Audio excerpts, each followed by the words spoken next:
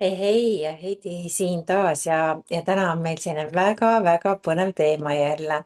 Ja ikkagi seesama sari märgid on ju. Nii et 7 märki, et sinu eneseväärtus sõltub saavutustest. Vau, üks minu lemmikteemasid, millega ma olen mitu aastat puristanud, enne kui ma selle välja mõtlesin ja nüüd ma aitan inimesi tõesti ühe-kahe seansiga sellest üle saada. Nii et tegelikult ongi väga suur väärtus seda tagantjärele vaadata, et mul endal ei olnud see eneseväärtustamine korras. Ma saan sind täna ka aidata. Nii et mis need 7 märki siis on? Esimene ja miks sul neid vaja teada, ongi see, et kui sa tunned, et pead kogu aeg midagi tõestama, isegi kui sa saavutad eesmärgi, kerkib rahulolu vaid paar päeva enne, kui juba järgmine eesmärk sind ootab, ehk siis minu elus näitas see välja midagi, et midagi juhtus, aga ma ei tundnud head meelt, hoopis selline pingelangus, tulid pisarad, onju. See on väga palju ka seotud, näiteks sünnijärgne depressioon on sellega seotud, et ma mäletan hästi, kui ma esimese lapsega nii-öelda hakkama sain, ma olin sünnitusmajast koju saanud. meil oli kõik perfektne, imeline beebi, imeline sünnitus. tasuline ämmaemand veel, kes mind toetas, aga see oli Levise sugulane ja mul on armastav mees, onju. Ja siis ma seal olin esimesel päeval, kui ma koju sain, beebi jäi magama ja ma läksin, ma mäletan, kui meil oli seal meil oli valmidas selline suur mullivann ja mul on see pilt nii eraldi silme ees, kui ma lihtsalt istusin seal mullivannis ja nutsin, onju. Ja siis see tühjuse tunne oli nii suur, et lõpuks on see asi on valmis, see beebi on lõpuks käes, onju. paljud ütlevadki, et see on pingelangus, aga tegelikult see ei ole. tegelikult nüüd, kui mul seda enam ei ole, seda nii-öelda, et mul ei ole enam seda eneseväärtuse teemat, onju, ehk siis see ei ole enam, see ei ole pingelangus, ma ütlen ausalt sulle, see ei ole õige asi. nii et me elame maailmas, kus meid kiidetakse tulemuste eest. et see on ka, mikspärast väga paljud inimesed jätavad asju viimasel hetkel, et ma olen ka selles kohas olnud, kus ma viimasel hetkel võtan ennast kokku ja teen asju ära. ma mäletan hästi, et ma kirjutasin oma bakalaureuse tööd ülikoolis või siis meil oli iga kuu lõpus oli need kursused ka ja siis ma elasin koos oma boyfriendiga, tookordne kursavend Tommi onju. ja meil oli see hea asi oli, et tema ema oli kodus printer ja meil sel hetkel ei olnud printerit, kus me elasime minu ema juures ja me siis ma mäletan hästi, kui me istusime seal päev enne seda tähtaega ja printisime selle printeriga öösel 1:30 välja siis oma kursuse lõputöid, mida pidi järgmisel hommikul esitama. et, et see nagu selline adrenaliinipuhang, dopamiinipuhang on ju, et kiiresti kuulab mul, vaata seda videot Kiire elumõõtmise podcast'is, kus ma räägin dopamiinilõksust on ju. et mis see tähendab siis on ju, et tegelikult me tihti räägime endale seda juttu, et oo, ma teen seda viimasel minutil, et ma andsin endast parima. tegelikult, mida me räägime, see ei ole meist parim, et kui me oleksime teinud nagu normaalselt, on ju, tavalised inimesed teevad, on ju, ja siis me teeksime selle varakult valmis ja me saaksime seda kogu aeg täiendada, on ju. nii et ma absoluutselt annan kõik selleks, et ma ei jäta asju viimasele minutile. Ja see on mul harjumus, ma ei tee seda enam, kui mul varem oli harjumus.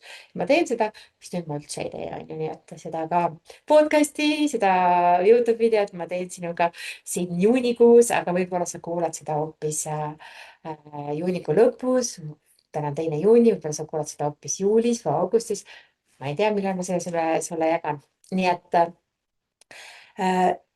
me saame tihti tulemusi eest nagu tasu, see võib olla head hinded, on ju. ma kuulen palju, kui vanemad ütlevad, oo lapsele, et tead, et noh, miks sul ikka see 2/4 sealt tunnistus on, kas kuidagi oleks viieks saanud, on ju. ja jälle ma olen nõustanud nii palju noori, kes on sellega lõksus, on ju. nii et tubli töötamise eest, on ju, tahame olla tublid, on ju, edu eest, on ju, midagi saavutamise eest, olla esimene milleski. ja huvitav on see, et see kandub ka nagu lastele üle. ma mäletan hästi, et mu lasteaias alati öeldi, et meie lapsed käisid lasteaias, siis öeldi, et teie laps on alati esimesena riides, on ju. ja siis mõtlesin, et okei, kust see tuleb, on ju. lihtsalt ma ise olen ka, noh, ise olin ka selles kohas, et võidu teeme kõike, on ju. nüüd ma ei ole enam, ma ei jookse enam eluga võidu, ma ei jookse enam asjadega võidu ja issand, kui hea tunne see on ju. nii et mis juhtub siis, kui hakkame uskuma, et meie väärtus inimestena sõltub ainult saavutustest, on siis. Milleks sa saad aru, et see sinuga juhtub, sest tihti inimesed ei tea seda, nad ei teadvusta seda endale, on ju.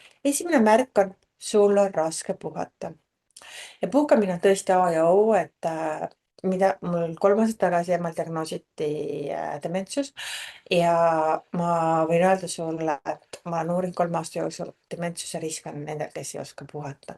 nii et ma plaanin teha puhkamise kursust, nii et kui sa soovid seda, siis kirjuta mulle Messengeri või meilile või kuskile, et sa tahad tulla, et kuidas puhata, kuidas olla rahulik ja puhata, sest puhkamine tegelikult on tasuta et sa ei pea puhkama nii, et sa maksad hullult palju raha ja lähed kuskile Türki ilmtingimata, et sa võid puhata.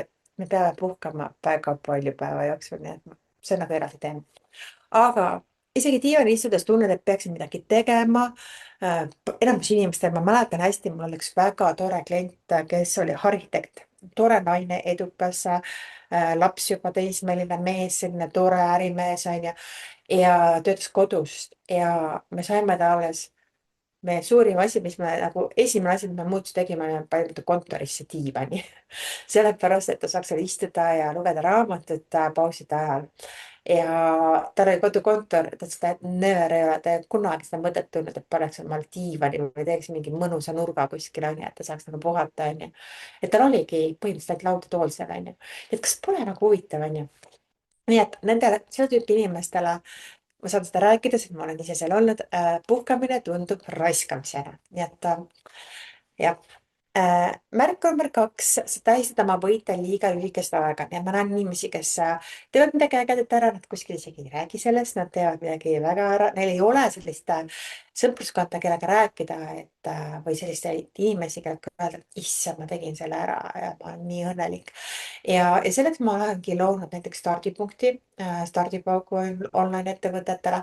see peab olema kogukond, kus sa nagu ütled ka, et jess on ju, või kiirelt elu muutad, et ma ütlengi, et issand, mul on nii hästi, mul oli webinaril 600 inimest otse on ju noh. keegi, kes ei saa aru, mis see tähendab, siis ei saa aru, on ju, aga on inimesi, kes saavad aru sellest, on ju. nii, nii et see võib olla see tsükkel, võib olla siis sellised sammud näiteks, et sa märgad selle nii, et näiteks, et saavutad eesmärgi, siis mõtled, mis järgmiseks. et sa kogu aeg oled nagu midagi tegemas, on ju. et saavutad eesmärgi ja siis mõtled, mis järgmiseks. sa ei luba edu endal nautida, on ju, sa ei tähista midagi. märk number 3 on, sa tunned ennast väärtuslikuna ainult siis, kui oled produktiivne. ja kes teab, mis on produktiivne, jah, kõik tahame olla produktiivsed. kui päev oli kasulik, tunned end hästi, kui päev oli rahulik, tunned ennast süüdi. märk number 4, sa võrdle ennast pidevalt teistega, ehk siis keegi teenib rohkem, keegi reisib rohkem, keegi näeb parem välja. keegi on 10 aastat noorem ja tal on vähem kortse, mis iganes. ja sa tunned, et jääd maha, on ju, nii et see võrdlemine on selline täiesti tappev asi. märk number 5 on, sa kardad ebaõnnestuda ja sa võid karta tõesti ebaõnnestuda, sest ebaõnnestumine tundub nagu tõend, et sa ei ole piisav. jah, nii et mõtle selle peale natuke, siin võib kõnetada. märk number 6, sul on raske abi küsida, sest sa tahad tõestada, et saad ise hakkama. märk number 7, sa ei usu komplimente, jah. kui keegi kiidab sind, ütled, ah, see polnud midagi või keegi ütleb, oo, milline äge kleit sul on. siis ütled, oo, ma ei tea, see on juba 2 aastat vana, onju. et sa kohe hakkad nagu vähendama, onju, jah. et see on nagu väga suur märk ka. okei, selline lühike episood täna, aga ma loodan, see paneb sind mõtlema. tõeline eneseväärtus ei sünni sellest, mida sa teed, see sünnib sellest, kes sa oled. kui sa tahad minu abi, et ennast avada, rohkem ennast rõõmu tunda, siis ole hea, tule stardipunkt.ee.